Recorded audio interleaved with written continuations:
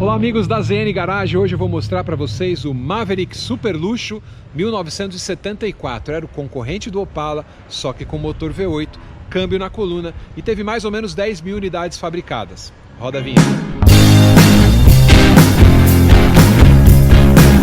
O Ford Maverick chegou ao Brasil em 1973, em junho de 73, e 5 meses depois a Ford lançava a versão sedã desse carro, né? Inicialmente ele era somente um coupé com motor 6 e V8 também, e aqui a gente tinha a versão dele que tinha um apelo mais de carro executivo, um carro para concorrer com o Opala, e ele tinha entre-eixos ampliado e esse baita porta-malas aqui. Esse carro que está super conservado, então é um dos raros sobreviventes dessa versão 3 volumes. Além do super porta-malas aqui, ele tinha também um entre-eixos muito maior, muito mais amplo, era 2,61 no coupé e 2,79 nesse modelo aqui.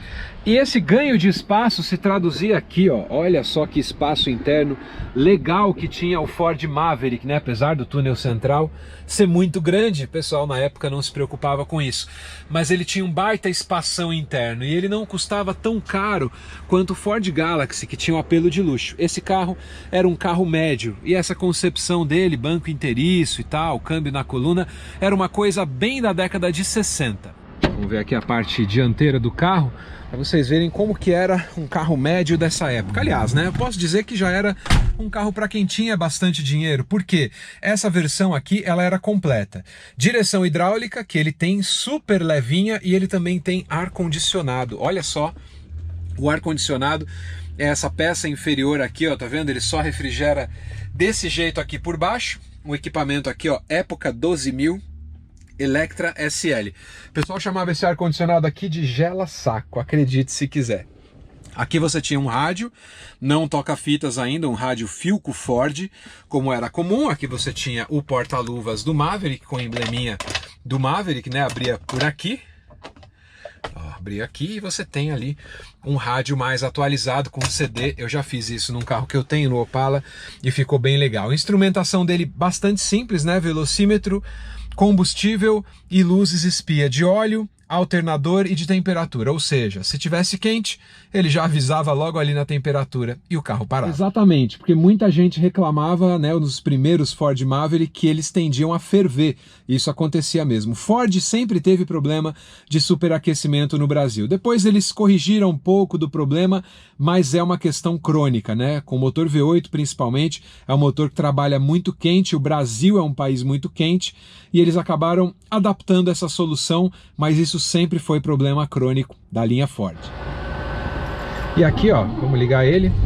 Olha que ronquinho gostoso, o ar-condicionado que tem esse barulhinho que vocês estão vendo aqui. E o câmbio dele aqui é bem fácil, né? Você tem a primeira para baixo, depois a segunda para cima, depois a terceira toda para baixo e a ré para cá você traz para você e engata a ré. E para você desligar é muito curioso, você tem que colocar a ré para você desligar o carro e aí sim você consegue puxar a chave. Fora isso, a chave não sai. Esse carro aqui ele chegou bem na crise do petróleo de 1973. A apresentação dele, o lançamento foi no Rio de Janeiro em junho de 73. 5 meses depois eles liberavam a venda da versão sedã. E esse carro aqui tem um motor V8, né?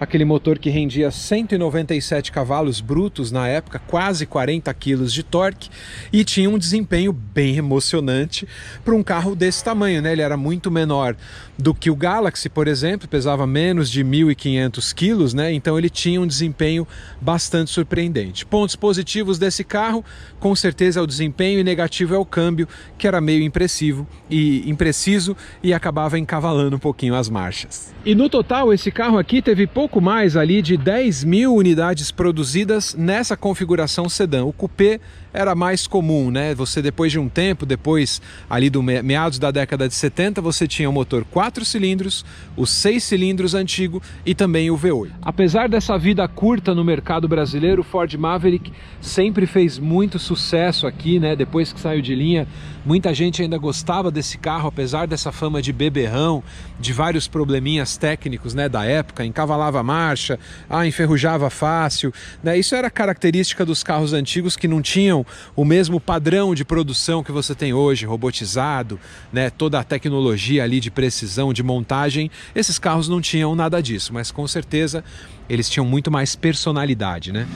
A ideia é que ele fosse um concorrente do Fusca nos Estados Unidos, dos modelos mais baratos que vendiam na época. A Ford estava perdendo o mercado, ela só tinha o Ford Falcon, então ela acabou renovando com um projeto totalmente novo do Ford Maverick. E esse carro teve outras versões. O Brasil sempre foi meio restrito, né? Mas ele tinha nos Estados Unidos o Maverick Grabber, por exemplo. Ele foi vendido como Mercury Comet, né? Que era uma versão com um trim mais evoluído, com acabamento mais evoluído da divisão Mercury da Ford. Então ali em 77 ele acabou morrendo, saiu de linha nos Estados Unidos.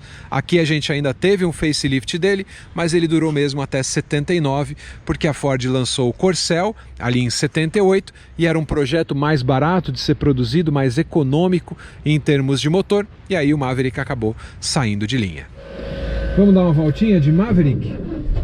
O motorzão tem um ronco gostoso, ó, um ronco encorpado.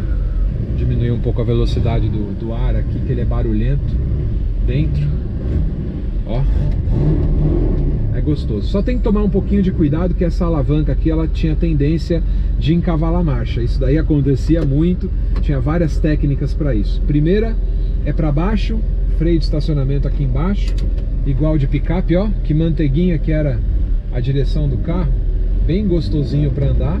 E o segredo é você andar um pouquinho, dar uma acelerada, ganhar velocidade e aí você subia a marcha, senão era fácil de encavalar. Mas com um ronco gostoso, desempenho para ele que não era muito pesado e era bem gostoso mesmo. Chegou aqui, primeira, né? Ó. Então era um carro que assim, para a época era bem potente, quase 200 cavalos, na medição de hoje daria 130 cavalos mais ou menos, e muito torque, né? 39 quilos de torque, era bastante coisa. Suspensão tradicional, McPherson na frente, eixo traseiro, isso na época era bem normal também. São raras as versões automáticas do Maverick, mas tinha versão automática também, que era o mesmo conjunto do Galaxy. Freio era mais ou menos, porque embora não fosse tão pesado, era um freio que tendia a travar na traseira, então tem que ter muito cuidado.